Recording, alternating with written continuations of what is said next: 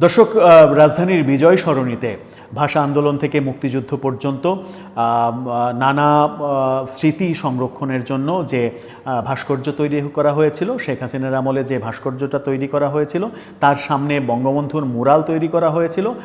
গত 5 আগস্ট শেখ হাসিনা সরকার পতনের দিনই আমরা বঙ্গবন্ধুর মোরালটাকে যাচ্ছে তাই অসম্মানের মধ্যে ভাঙতে দেখেছি। সেটা 5 আগস্টে হয়তো শেখ হাসিনা সরকারের ওপরে রাগটা উগরে দিয়েছিল জনতা। সেটা একটা প্রসঙ্গ, একটা প্রাসঙ্গিক ব্যাপার থাকতেও পারে, হয়তো যদিও নাই তারপরেও থাকতে পারে। ধরে নিয়েই যদি আগাই, তাহলে নতুন করে এই 10 মাস পরে এসে ওই পুরো আয়োজনটা, পুরো ভাস্কর্যটা ভেঙে দেয়া, বুলডোজার দিয়ে গুড়িয়ে দেওয়ার ঘটনা যখন ঘটল, তখন সরকার কি মেসেজ দিতে চাইছে? সেখানে ভাষা আন্দোলন থেকে মুক্তিযুদ্ধ পর্যন্ত ইতিহাস সংরক্ষণ করা হয়েছে এবং সেই ভাস্কর্যটার নাম দেয়া হয়েছিল মৃত্যুঞ্জয়। সেই মৃত্যুঞ্জয় ভাস্কর্যটা বিজয় সরণির, সেটা বুলডোজার দিয়ে গুড়িয়ে দেয়া হয়েছে। কি হচ্ছে, কি করতে চাইছে সরকার? এটা কি সরকারি উদ্যোগ নাকি অন্য কেউ করলো? সরকার কেন নিষ্ক্রিয়? সরকার কি মুক্তিযুদ্ধের সমস্ত কিছুই ভেঙে গুড়িয়ে দিতে চায়? সেই আলোচনাই করবে এই ভিডিওতে। থাকবেন পলিটিক্স টিভির নিয়মিত আয়োজন। দর্শক, পলিটিক্স টিভির নিয়মিত ভিডিওগুলো স্পন্সর করছে প্রজাপতি.tv, নতুন ওটিটি প্ল্যাটফর্ম। আপনারা চাইলে ইউটিউবে, ফেসবুকে, ইনস্টাগ্রামে, টিকটকে দেখে নিতে পারেন। ডেসক্রিপশন বক্সে লিঙ্ক দেওয়া থাকবে, সেখান থেকেও আপনারা দেখে নিতে পারেন প্রজাপতির কার্যক্রম। চলে যাচ্ছি মূল ভিডিওতে। বলছিলাম রাজধানীর বিজয় সরণিতে যে মৃত্যুঞ্জয় ভাস্কর্য, সেই ভাস্কর্যটা ভেঙে দেয়া হয়েছে, বুলডোজার দিয়ে গুড়িয়ে দেয়া হয়েছে, যেখানে ভাষা আন্দোলন থেকে মুক্তিযুদ্ধ পর্যন্ত নানা স্মৃতি সংরক্ষণ, ইতিহাস সংরক্ষণ করা হয়েছিল। এখন ভেঙে গুড়িয়ে দেয়া হলো কেন? মুক্তিযুদ্ধের পার্টে এসে বঙ্গবন্ধুর ছবি আছে, বঙ্গবন্ধুর প্রসঙ্গ আছে, এই কারণে? সম্ভবত সেই কারণে যে বঙ্গবন্ধুকে রাখা যাবে না, বঙ্গবন্ধুকে ভেঙে গুড়িয়ে একেবারে মিশিয়ে দিতে হবে। আমরা এর আগেই একটি ভিডিওতে হাসনাত আবদুল্লাহর 2020 সালে ইত্তেফাকে লেখা বঙ্গবন্ধু সম্পর্কে যে বয়ান, সেই বয়ান নিয়ে একটা ভিডিও তৈরি করেছিলাম। সেখানে বঙ্গবন্ধু সম্পর্কে অনেক কথা বলেছিলেন। বঙ্গবন্ধুকে বিশ্ব অনুকরণ করবে, বঙ্গবন্ধুর মেসেজগুলো আমাদের ছড়িয়ে দিতে হবে, বঙ্গবন্ধু যেসব কথা বলেছেন সেগুলো বাস্তবায়ন করতে হবে। 2025-এ এসেও তিনি তার ওই মতাদর্শ লালন করেন, এমন সাক্ষাৎকারও তিনি খালিদ মহিউদ্দিনের ঠিকানায় বলেছিলেন। কিন্তু বাস্তবে আমরা দেখছি বঙ্গবন্ধুকে একেবারে ঝেঁটিয়ে বিদায় করা, বঙ্গবন্ধুকে মুছে ফেলা, এই কর্মযজ্ঞ চলছে। এই উদ্যোগটা আপনারা দুটো ছবি দেখে নিতে পারেন। যখন বঙ্গবন্ধুর মুরাল সহ সেই ভাস্কর্যটা ছিল, সেই ছবিটাও দেখে নিতে পারেন। আবার ভাঙা হচ্ছে, বুলডোজার দিয়ে ভাঙা হচ্ছে, ভাঙার পরে কি দৃশ্য সেটাও দেখে নিতে পারেন। এই কর্মযজ্ঞ চলছে। একটু এটার ইতিহাস নিয়ে ছোট্ট করে চলুন জেনে নেওয়া যাক। 2023 সালের 11 নভেম্বর এই ভাস্কর্য স্থাপনাটা উদ্বোধন করা হয়েছিল।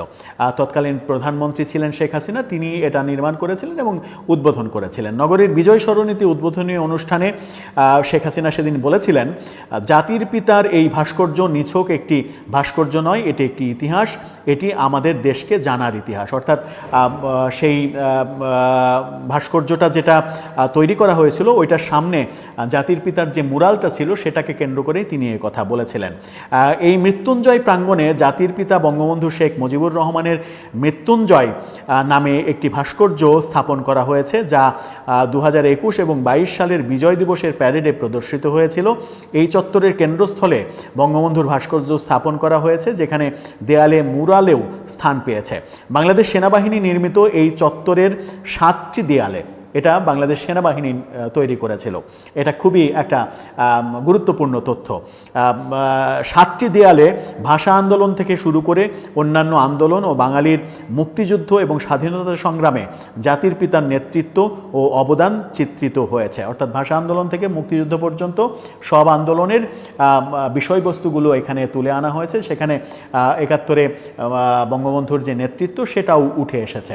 খুব স্বাভাবিকভাবে 71-এর ইতিহাস আনলে তো বঙ্গবন্ধুর ইতিহাস আসবেই। বঙ্গবন্ধু 71-এর মুক্তিযুদ্ধের নেতৃত্ব দিয়েছিলেন। প্রথম স্বাধীন বাংলার প্রথম তিনি তাকে রাষ্ট্রপতি বানানো হয়েছিল। মুজিবনগর সরকারে তাকে রাষ্ট্রপতি করেই মুজিবনগর সরকার গঠন করা হয়েছিল। এটা তো ইতিহাস, ইতিহাসকে তো আপনি মুছে ফেলতে পারেন না। সেই 7টি দেয়াল, যে 7টি দেয়ালে এই ইতিহাসগুলো তৈরি করা হয়েছিল, সেই 7টি দেয়াল কিন্তু ছিল। সামনের বঙ্গবন্ধুর যে মোরালটা, সেটা 5 আগস্ট ভেঙে ফেলা হয়েছিল, যেটা আমি প্রথমেই বলেছি যে 5 আগস্টে শেখ হাসিনা সরকারের উপরে জনতা এত বেশি ক্ষেপেছিল যে ক্ষেপে থাকার এক ধরনের প্রতিশোধ তারা নিয়েছে, বঙ্গবন্ধুর মোরালটা ভেঙে ফেলেছে। বঙ্গবন্ধুর মোরালটা ভাঙা আছে ঠিক আছে, কিন্তু যেখানে যে 7টি দেয়ালে ভাষা আন্দোলন থেকে 71-এর সমস্ত ইতিহাসের বয়ান রয়েছে, ইতিহাস ক্যালিগ্রাফির মাধ্যমে ইতিহাস তুলে ধরা হয়েছে, সেই ইতিহাসকে বুলডোজার দিয়ে উপড়ে ফেলার পেছনের কারণ কি? বঙ্গবন্ধুকে মুছে ফেলা, এই তো। তো বঙ্গবন্ধুকে মুছে ফেলতে হলে তো ইতিহাস মুছে ফেলতে হবে। শেখ হাসিনার কৃতকর্মের দায় যদি আপনি বঙ্গবন্ধুর উপরে চাপানোর চেষ্টা করেন, শেখ হাসিনাকে ফ্যাসিস্ট বলেন, শেখ হাসিনাকে দুর্নীতিবাজ বলেন, শেখ হাসিনাকে অন্যায়কারী লুটেরাকারী বলেন, তার সমস্ত অন্যায়ের যদি প্রমাণ হয় তাকে আদালতে বিচার করেন, এটাতে জনগণ কিন্তু কিছু বলবে না, বিশ্বও কিছু বলবে না।